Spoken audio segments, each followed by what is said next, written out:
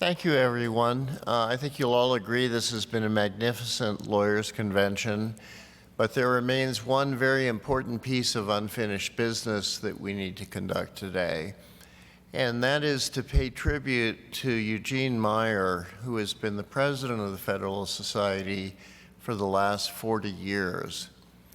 I think it's safe to say that when Lee Liberman Otis, David McIntosh, and I hired Gene to be the only employee of the Federalist Society in 1984, we had no idea what the society was going to turn into, that we would go from having one employee to having more than 50, that we would go from having a few hundred members to having tens of thousands, that we would go from having 16 law school chapters to having chapters at every accredited law school, or lawyers chapters in 60 cities, or going from having a budget of $20,000 to $30,000 a year to having a budget of over $26 million a year. Gene Meyer has been at the heart of the creation of all of that, and we owe him an enormous debt of gratitude for it. And there are many things to be said about Gene's tenure as president, but I want to begin by comparing him to someone who died a little over 2 years ago. And that person is Queen Elizabeth II of the United Kingdom of Great Britain.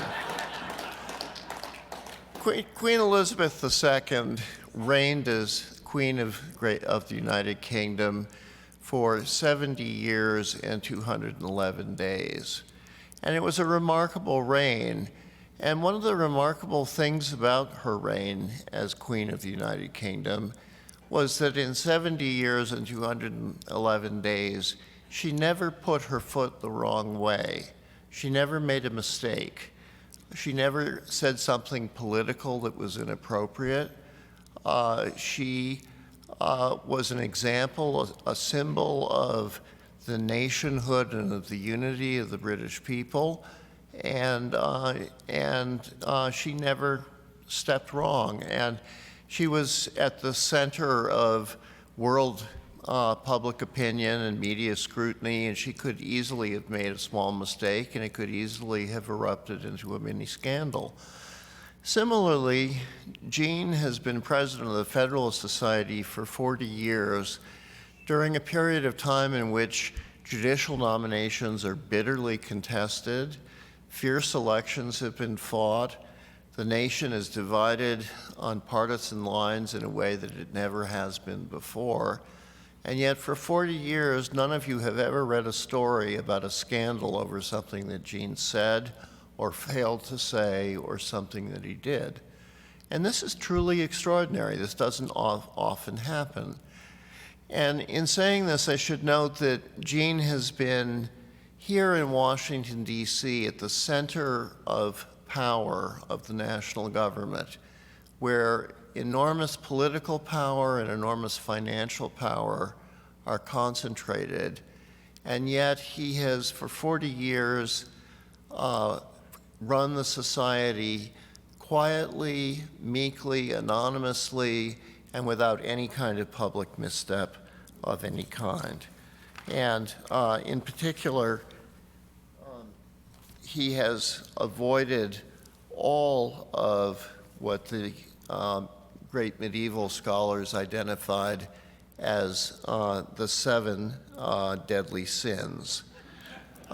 Gene will never be accused of having been greedy. He will never be accused of having been proud. He will never be accused of having been angry. He will never be accused of having been envious. He will never be accused of having been lustful. He will never be called a glutton. And he certainly will never be called a sloth. He's one of the hardest working people I know. And this is really remarkable because he has been in a place where he's faced every possible temptation and avoided every possible temptation. And to the contrary, he has lived what the ancient Greeks and the Romans would call a perfectly virtuous life. He's exhibited the 4 classical virtues that the Greek philosophers talked about. The first of those virtues is the virtue of wisdom. And Gene is a very wise individual. And in particular, he's wise enough to know what he doesn't know and to know what he can learn from other people. And that's why he's put so much value on debate and discussion rather than statements of opinion. And it takes tremendous wisdom and just tremendous meekness and humbleness and humility to do that, and Gene has demonstrated great wisdom in his 40 years as president of the Federalist Society. A second of the classical virtues is courage. Aristotle once memorably described courage as the golden mean between cowardice on the one hand and recklessness on the other hand. Gene has never been reckless, and he's never been a coward. He has been brave. And there have been many instances in which our chapter heads have been attacked, our institution has been attacked, the society has been attacked, and he has consistently been very, very brave. A third of the classical virtues is justice, and Gene is an eminently just person. He weighs what people say, he weighs the value of arguments, and he reaches just results and just conclusions, whether it's in running the society or running our programs or picking topics or anything else. And then the final classical virtue is temperance. And Gene has absolutely exhibited the virtue of temperance. Anyone who's tried to order an overly expensive lunch for a meeting of the board of directors knows that Gene is temperate and temperate without a flaw. So it is a great honor to be able to pay tribute to him today. And it's particularly an honor because Gene is also one of the meekest and most humble people that I know. And I think it can truly be said that when the meek inherit the earth, Gene will inherit all of the United States east of the Mississippi River.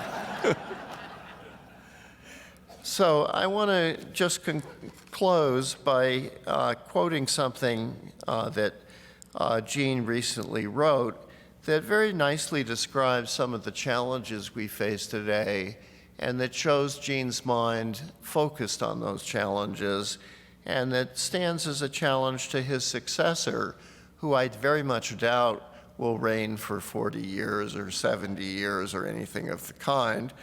And these are Gene's words about the challenges we face.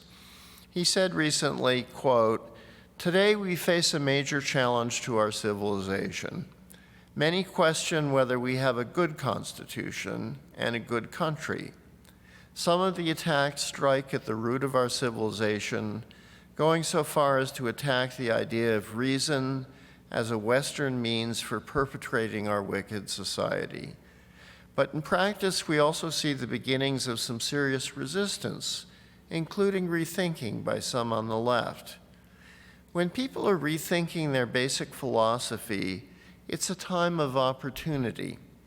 We can reach far more liberals than we could even a decade ago. But to reach them effectively, we must not abandon the core principles of Western civilization, the Judeo-Christian ethic, and the American Constitution. Those principles remain the last best hope of man on earth, as Abraham Lincoln once said, and the way to inspire the young generation. But virtue alone or freedom alone will not persuade the young. It is our task to find the words that will persuade the new generation of these vital principles." Gene, this is not a goodbye, but this is a message to express our profound gratitude and admiration for tending to the growth and flourishing of the Federalist Society, and to wish you in the years ahead good health, long life, and Aristotelian happiness. So I would like to ask everybody to please stand and give Gene a round of applause.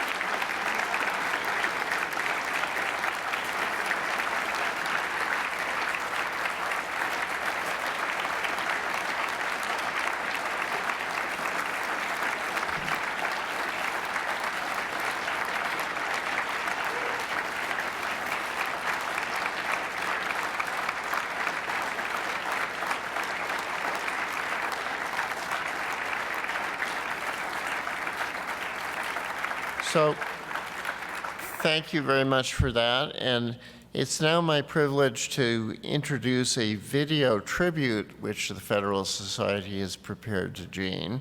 And Dean Reuter, I think, will arrange for the beginning of the showing of that video tribute.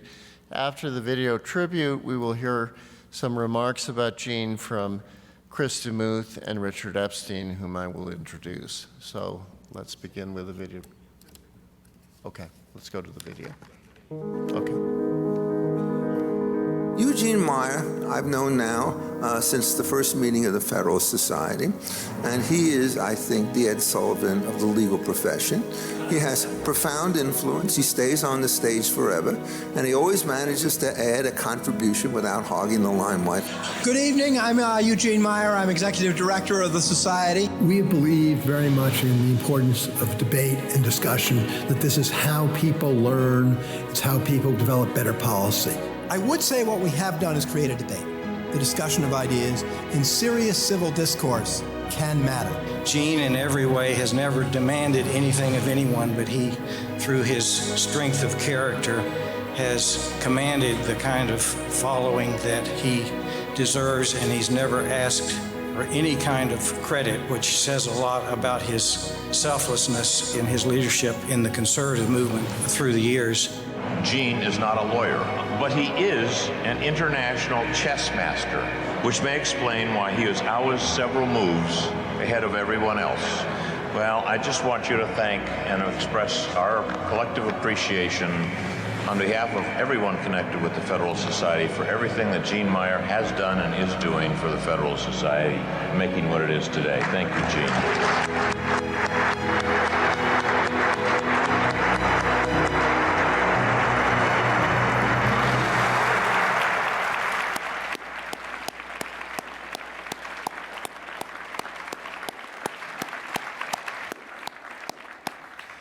It's now my privilege to introduce Chris DeMuth, one of the great intellectual leaders of this city. Chris is a man who, as president of the American Enterprise Institute, employed me 32 years ago when I was a research assistant to Judge Robert Bork. He is today the co-chairman of the Federalist Society's Board of Visitors. He has had a long and distinguished career in public service, and he is going to say a few words about Gene now. Chris.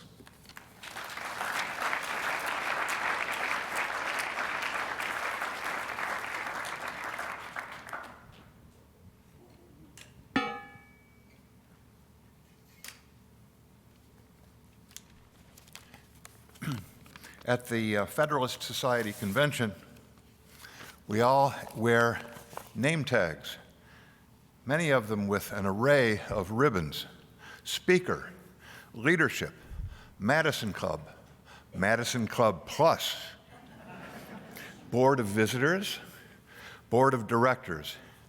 Gene Meyer's ribbon has always read Staff. A very busy staffer, Gene circulates among judges, legislators, AGs, practitioners, scholars, and students, social media influencers, and donors.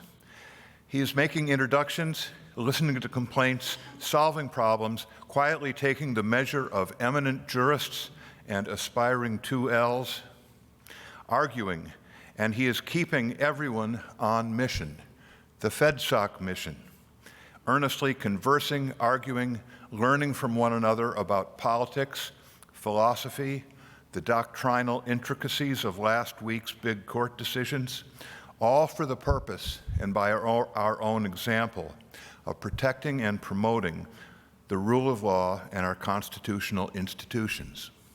That, in a nutshell, is how the Federalist Society has grown from a handful of intellectually discontented law students into the immensely successful conservative institution that every other policy institute across the political spectrum would like to be. Its president and CEO is a gentle man of personal modesty and selflessness and of careful, nuanced thought and expression. These are not traits one usually associates with the leader of a revolutionary movement. that has won fame and influence in the face of concerted opposition and powerful entrenched interests.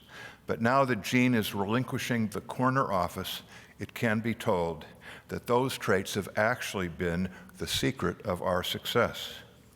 The first responsibility of the leader of an institution is to articulate its purposes. Gene has done this brilliantly.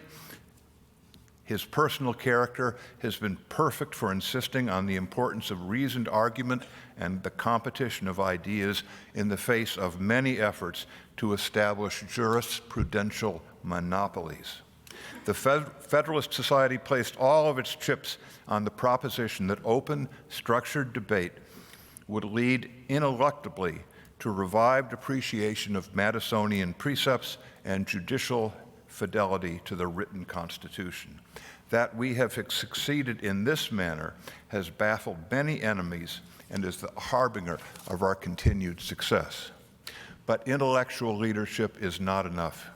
In 1946, Robert Maynard Hutchins, having been dean of the Yale Law School in his 20s and president of the University of Chicago in his 30s, wrote an essay with the exciting title, "The Administrator." The task of the administrator, he wrote, is not only to understand and proclaim the purposes of the institution, but to couple them to an endless stream of thankless decisions, large and small, many of them unpleasant. Hutchins explains, the minimum qualifications of the administrator are courage, fortitude, justice, and prudence, or practical wisdom. Prudence is the habit of selecting the right means to the end, but that requires courage, which is the habit of taking responsibility, fortitude, which is the habit of bearing the consequences, and justice, which is the habit of giving equal treatment to equals. In Hutchins' experience, leaders of academic institutions almost never possessed these virtues.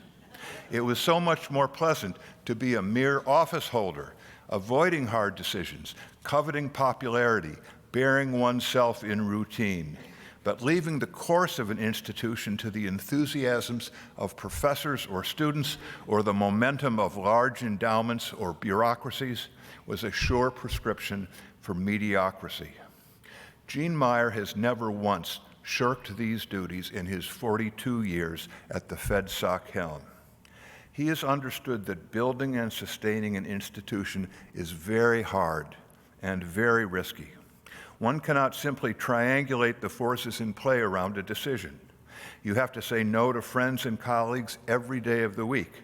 And more importantly, you have to know when to say yes. Gene is not an autocrat. He has worked in intimate collaboration and easy solidarity with the Society's founders, directors, and executives, of whom I will mention just two, the equally courageous and self-effacing Lee Lieberman Otis and Dean Reuter.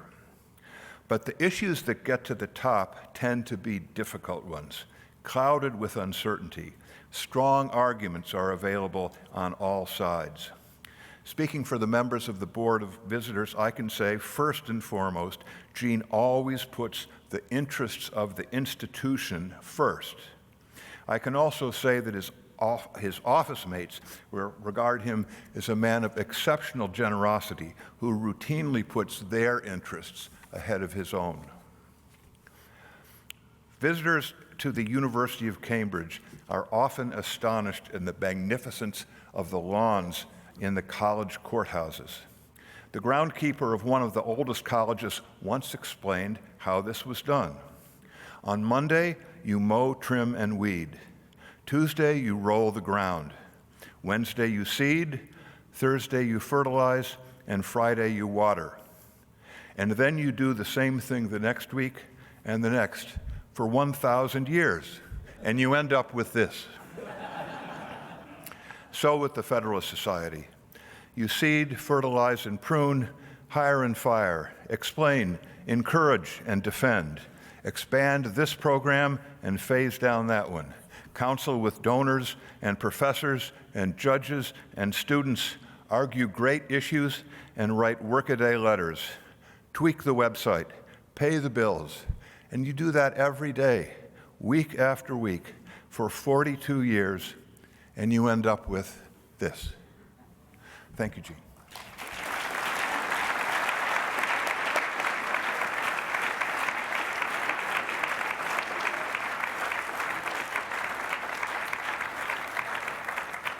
It's now my great privilege to invite to the stage Richard Epstein, who will say a few words about Gene Meyer.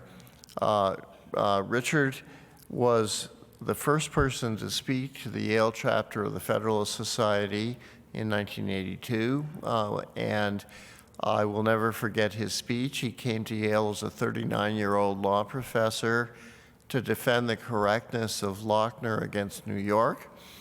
To put it mildly, the faculty was quite perturbed by this. I remember some 14 faculty members grilling him, exclaiming heatedly, and Richard swatting all of them down and defeating all of their arguments.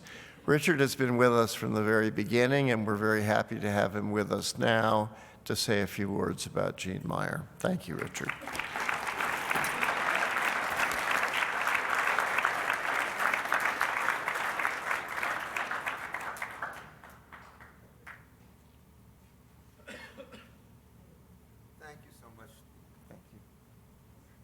It's really a very, very great pleasure to be here.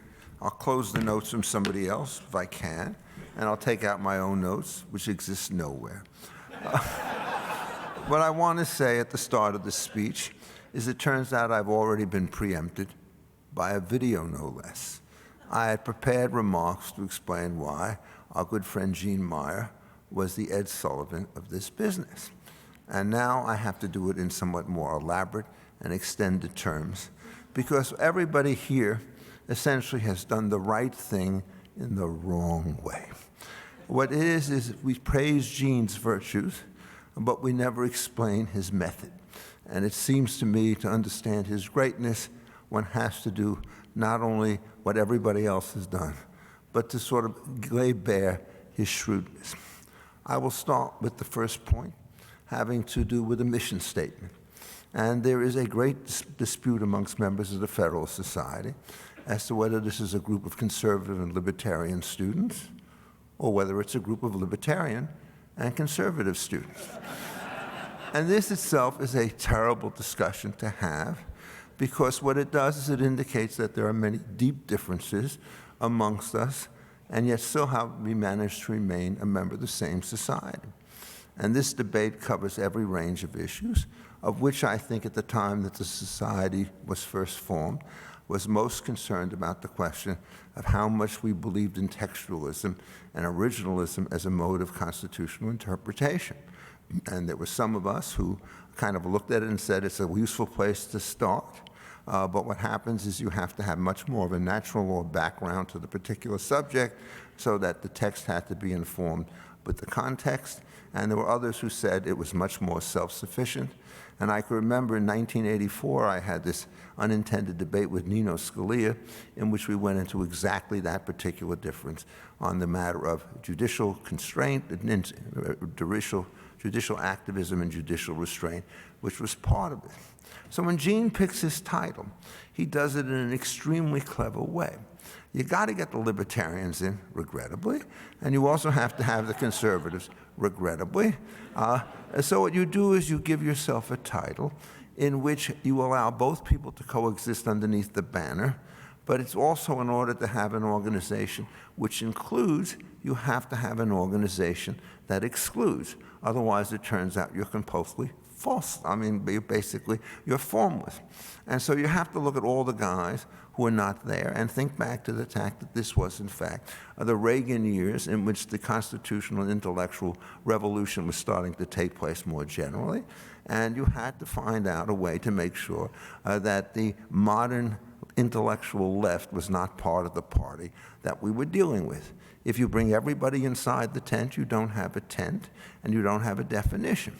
So we knew on the issues on which we were prepared to disagree, but we also knew on the issues that we, in fact, were in favor of. And what were those issues? If you want to treat this as a kind of a general political statement, what you say, in effect, is that the Federalist Society had a general conception that the form of government should be one which was limited in its powers and designed to protect fundamental liberties, so that the debate that we had amongst ourselves was what was the best arrangement which we could endure to achieve that particular end, whether it was political dominance on the one hand or whether it turned out on the other hand to be some kind of judicial control. Every sensible person eventually realizes that some mix of these two things is going to be required. And what Gene did is, in effect, he set up a society in which that debate could take place, not with rancor, but with intelligence and vigor. But he was even more clever than that. One of the things that Gene always did is he said, we may control the table. And indeed he did effectively, but quietly. But we do not exclude the people who are not members or believers in the Federalist Society from its deliberations. And so Gene started a policy from the very earliest stage to try to get people with prominent views, which are different from our own, to participate in the debates. Because what he said was, it may well be the case that we have to have our own internal coherence and organization, but we will only be as strong as we can be if we are prepared to deal with the best and the brightest of people who disagree with us. And so what he did is he managed to treat this as a controlled enterprise which did not limit people in terms of discussion, even though he maintained through his board the kind of control he wanted. This is an extremely clever strategy, and you have to do it consistently. You have to welcome outsiders in to the organization, and you start to flourish in that regard. The other thing that Gene realized as an extremely clever guy is you can't be all things to all people. And so I'm sure you all are very well aware of the extensive litigation practice which has been undertaken by the Federalist Society in the last 40 years. During that period, has written 0 briefs in any particular case, given virtually no testimony anywhere. And what he said is, you can't be all things to all people. And if you want to be a debating society and you want to open up people to the diversity of views, and if you want to invite outsiders in to talk to you, you can't take collective positions on any kind of issue. There are other organizations which can and should do that, but in order to succeed in the missions that we want, what we have to do is to avoid taking collective positions on concrete issues, because it was the only way in which to force the debate and to have a disagreement within the organization and with other individuals. So what happens is you gain an immense amount of credibility in the thing that you do by not doing something that other people can do, perhaps as well, even better than you can do. So I think that's the second virtue that Gene started to bring to this. The third virtue that Gene wanted to bring to this is the organization was called the Federalist Society, but he quickly became aware to him and to everybody else that you could not run a society in which the only issue that you talked about was federalism. And so what Gene did from the very beginning is he had the process of relentless expansion of the kinds of things that the society was going to undertake. And so the original society basically was started by a bunch of Yale undergraduates, and you were their classmate, I think. And what happens is then Lee comes and becomes my student at the University of Chicago. And if I'm recalling, it turns out you and Gary Lawson, right, kind of stayed at the Yale Law School. And I could still remember coming back to Yale in 1983 to celebrate the foundations of the New Deal by condemning its fundamental premises. It does happen. And what we did is they should get as much credit for this, because for 40 years they have been loyal stewards and organizers of the particular organization, and I think we should give them all a very profound round of applause by way of thanks. So, the question then is, when you're talking about Gene, it's the principle of conservation and the principle of momentum. And you started to look, and you had law school chapters, but Gene, in a sense, had the perfect balance of a great CEO. What he was always able to do was to consolidate the gains he had made and never to rest his laurels upon them. So mysteriously, you get other kinds of groups that are forming. Well, now there's city chapters, and there's specialty chapters of one kind or another. There are college divisions, people overseas. Nobody sees all of these things coming, but one after another, what Gene did was to have the ability to expand the focus of the society, to bring in exceptionally competent people to run these particular programs. And the reason why you have something of a juggernaut out of the Federalist Society is that what it has done is it has managed to make itself an organization with comprehensive views over the topics that ought to be discussed, and then allow people to debate them within the general framework that we had with respect to the original constitutional debate. And if you're trying to talk about the way in which you run a business, there are two flaws that you constantly have to avoid. One is going too slow. Think of what the other one might be. Going too fast, right? And what Gene always managed to do was to keep in the middle of those two lines so that there was always the excitement of a new venture, but there was never the sense that we were precarious in terms of the way in which we ordered our stuff. And then, of course, I think there are other things I would say, and let me now give a kind of personal tribute of myself. I'm not a member of the Federalist Society. I think Gene knows that, and he's managed to tolerate it for 40 years, and I guess we'll tolerate it a little longer. But what he was able to do for so many members of the Federalist Society was to always give you tasks to do in order to furbish up the way in which this organization worked. And so in my case, I'm a sort of a backwards constitutional lawyer. I didn't start that way. I fell into it, takings and all that stuff. But at one point, Gene was very concerned about making sure that people remember the common law origins of this particular organization. And he put me in front of a microphone in some isolated studio. He said, give me 4 hours on Roman law, give me 4 hours on the common law, and just keep talking until you start to make some sense. And at that time, you do it. And he did that with everybody else. He was also, I think, extremely aware of the very delicate relationship that existed between the academic profession on the one hand and the political profession on the other. So I'll tell a little story out of school, which I think Gene remembers. We had Mitch McConnell coming here, right, to give a talk about the pep talk on the judges. And Gene said, this will be a very political talk. And I said, I don't do only political talk. So he comes to me, and I said, I would like you to give a few remarks beforehand in order to offset that.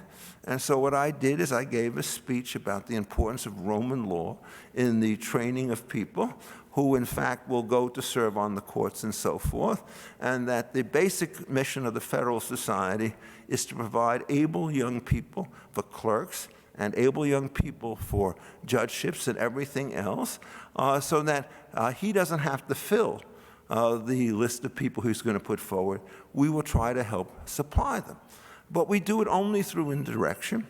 And I will finish with this remark because I think it captures the way it is. We've come today, and we've had a large and very successful session. And the thing that is most pleasing to me is there are a huge number of recent graduates from law school and a huge number of students still in law school. And what you saw in virtually everybody I saw in every event that I attended, there was a kind of a generosity of spirit on the part of the young people and a real commitment with respect to inquiry. And while Gene may have 40 years in the business, I have 57. And in fact, was a gray beard when they started this organization. But the one thing that happens is you only become a great leader if you can train the next generation to take after you. And the Federalist Society, with its peculiar mode of interaction and respect, has created a generation of young people who are committed conservatives without being hotheads, without being over-politicized and so forth, so that as they mature, they will continue to hold great places in many institutions in the United States. And I think we should thank Gene and thank the Federalist Society for basically creating a climate of opinion inside the organization, which means in years to come, its membership will continue to contribute not only through the Federalist Society, but in all the work and in all the jobs that they perform. So thank you very much for giving me the chance to talk to you.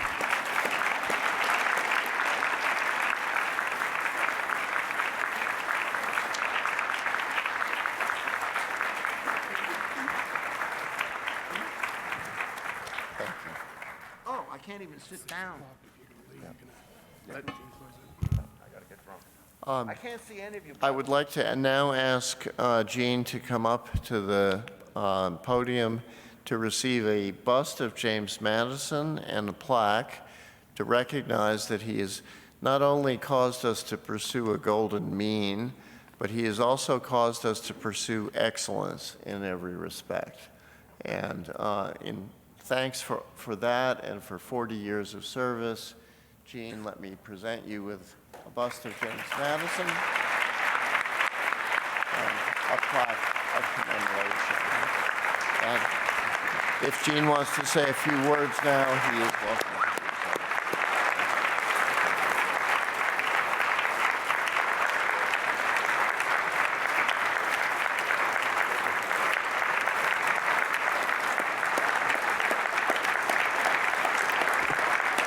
Well, thank you.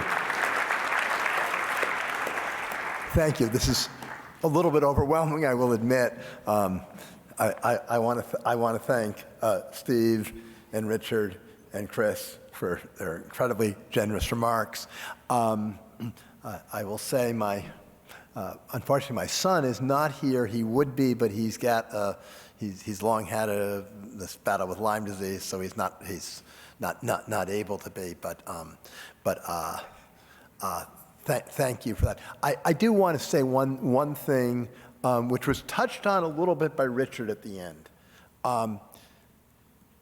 This is an organization where the success we've had is a function of an awful lot of people who've done really a lot of great work and very selflessly.